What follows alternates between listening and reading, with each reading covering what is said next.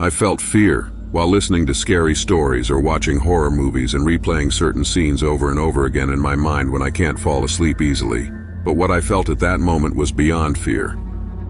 There's a lot of optimistic stereotypes that pop culture tries to feed us about high school friendships that last a lifetime, songs, dancing, and good food. But reality is stone cold opposite.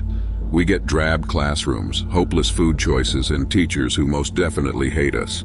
Yet, trying to make the most of it, I, a 14-year-old novice, chose to be an active participant in my school's cultural dance club in a wishful attempt to make my life as a student more exciting. But I ended up getting more than what I bargained for. Our practices would usually end in the early evening, but this was the night of my very first performance.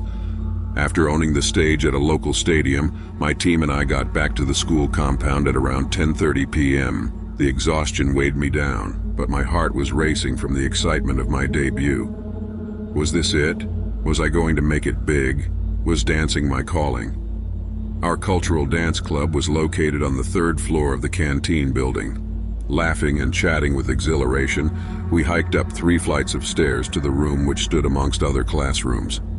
My legs felt like jelly after the longest night I've had in a while. As soon as the doors were unlocked, I plonked on the floor and laid relaxing till almost all my teammates had changed out of their costumes. Pondering for a few seconds, I decided that I was too conscious to change out of my costume in front of the others and left the club room, alone. As the door shut behind, I realized that the hallways were pitch dark with not a single light source in sight. Uncertainty slowly bubbled up in my chest, but I had to change out of my outfit. I was too shy to go back in and too drained to be scared. Anyways, what's the worst that could happen?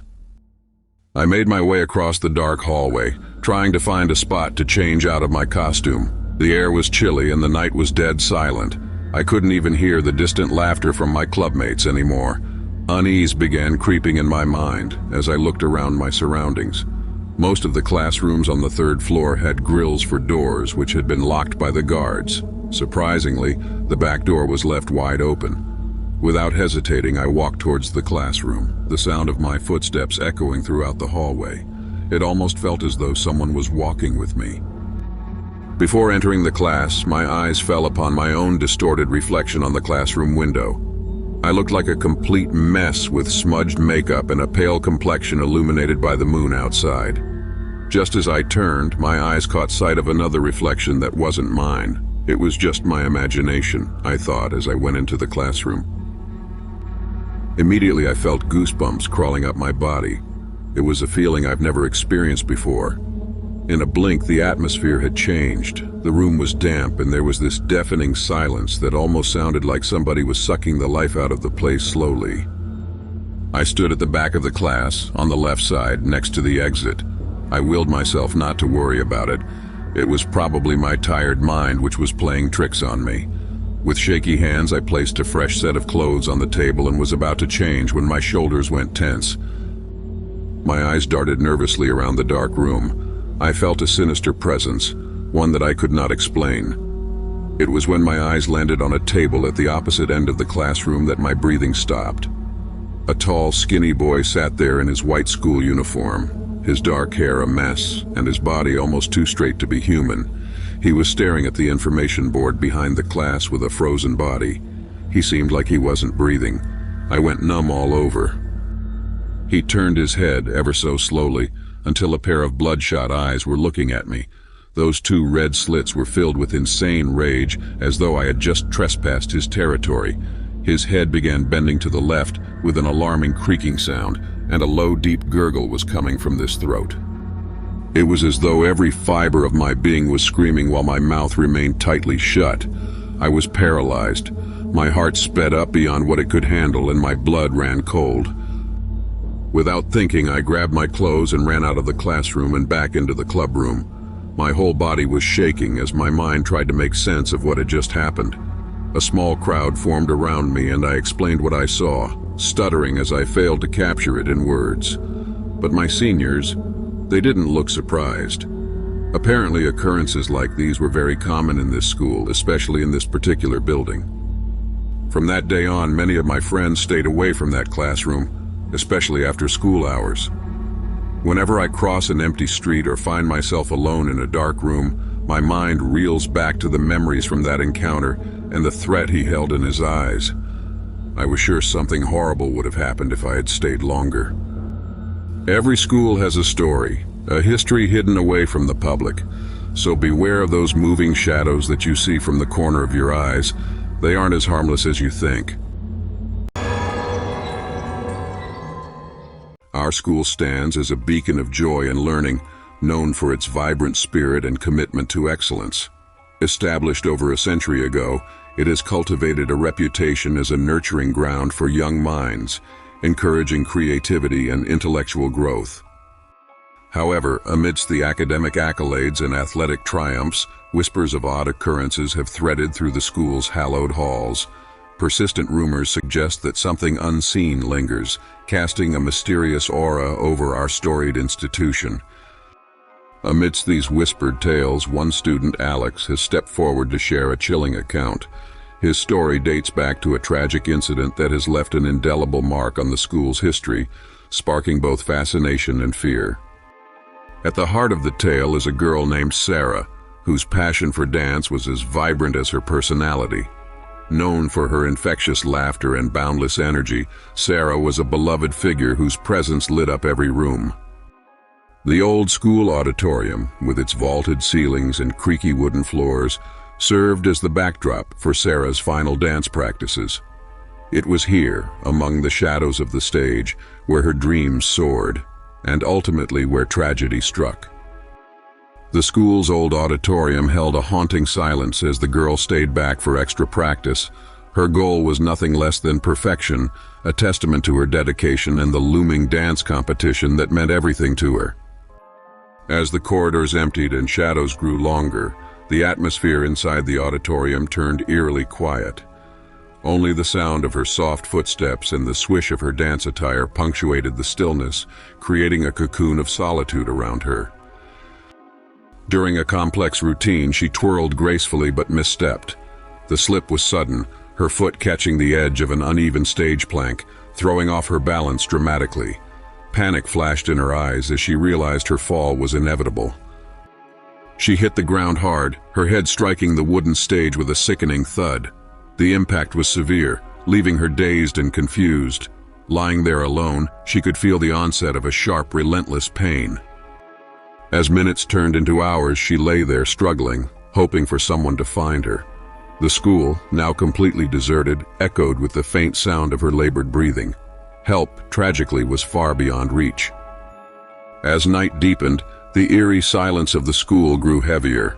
Alone in the auditorium, the girl lay incapacitated, her calls for help swallowed by the vast, empty corridors. Time passed slowly, each minute diminishing her hopes for rescue. By morning, no one had heard her faint cries. When her body was discovered on the auditorium stage, the entire school was engulfed in shock and sorrow. The vibrant halls that once echoed with laughter and chatter were now silent, mourning their loss. The community gathered to mourn at her funeral, a somber event attended by tearful students and solemn teachers. The grief was palpable, each person grappling with the sudden and tragic loss of such a young, promising life. In the weeks that followed, students and staff reported unusual occurrences within the auditorium. Lights flickered inexplicably, and there were soft whispers in the air, as if conversations were being held in hushed tones just out of earshot. As I lingered near the auditorium one evening, the unmistakable sound of soft music drifted through the air. Venturing a closer look, I was startled by the sight of a shadowy figure gracefully dancing alone on stage, lit only by the moonlight. The experience left me shaken, consumed by a blend of fear and curiosity. Compelled to understand the eerie vision, I sought out older students who knew stories of the past. They whispered of a girl with unfulfilled dreams, whose spirit might still linger, restless and unresolved. Determined to bring peace to her wandering soul, I decided to honor her memory in a way she would have loved. A memorial dance performance seemed a fitting tribute, promising to weave her passion and presence into a celebration of her life. The auditorium buzzed with nervous energy on the night of the performance. As the dancers moved in harmony, there was a palpable sense of something shifting, a gentle soothing of the heavy air that had long permeated the space. As the final note faded and the applause swelled, a profound peace seemed to settle over the auditorium. Reflecting on the night, it became clear that acknowledging and celebrating her spirit had allowed us to change the narrative, healing a wound left open for too long. The night of the memorial dance performance arrived, filling the auditorium with a palpable sense of anticipation and solemnity. As the dancers moved gracefully, a serene calm seemed to drape over the stage, suggesting the restless spirit was finally finding solace. Reflecting on the event, it became clear that acknowledging and honoring our past can profoundly influence healing. The dance not only commemorated a lost peer, but also allowed the school community to mend, bridging the gap between sorrow and peace. My old school always carried an air of mystery, partly due to the infamous haunted classroom. Perpetually locked, its darkened windows and dusty facade whispered of secrets untold. As I settled into the new environment, whispers of a ghost haunting the premises quickly reached my ears. They spoke of a girl, her life tragically cut short under the school's roof. Initially, I dismissed these tales as fabrications, spun by imaginative minds thriving on drama. How could such ghost stories hold any truth in our modern, rational world?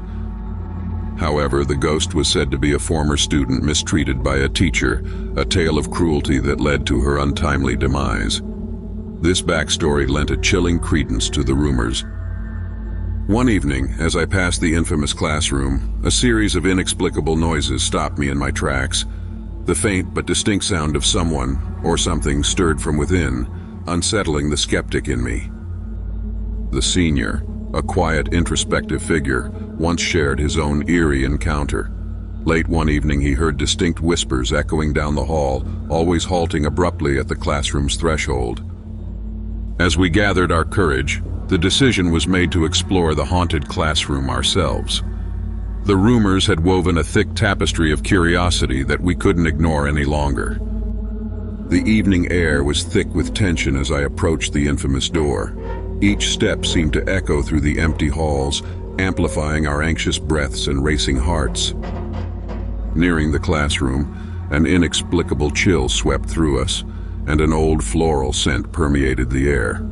It was as if we had stepped into another time, a snapshot of the past. Suddenly, a faint, sorrowful sobbing pierced the silence from behind the locked door. It was so clear, so close that I froze, our initial bravery faltering under the weight of the sound. One friend, pale and shaken, recounted seeing a shadowy figure gliding silently down the corridor near the haunted classroom. It vanished as swiftly as it appeared, leaving a chilling silence behind.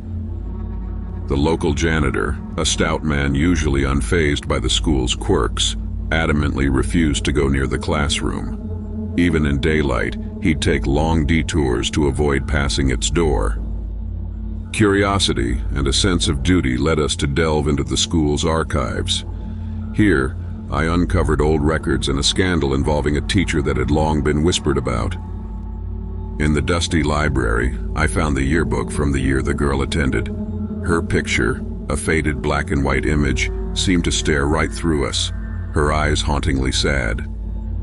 Determined to uncover more, I decided to hold a seance in the library. Surrounded by books and the weight of history, I hoped to connect with her spirit and learn her story. I gathered in the school library, dimly lit by a few candles, to hold a makeshift seance. With nervous anticipation, I called out to the spirit, hoping for a sign. A chill filled the air as we sat in a circle, hands joined, whispering her name. Suddenly the candles flickered and a hush fell over us, signaling her presence.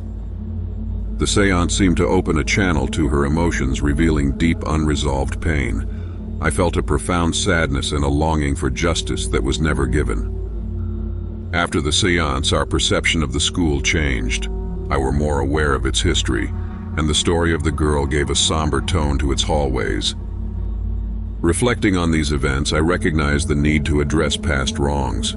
The school seemed quieter, almost peaceful, as if acknowledging her story had brought some closure.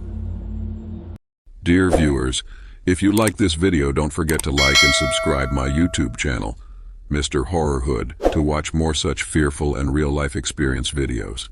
Thanks for watching. See you in next video.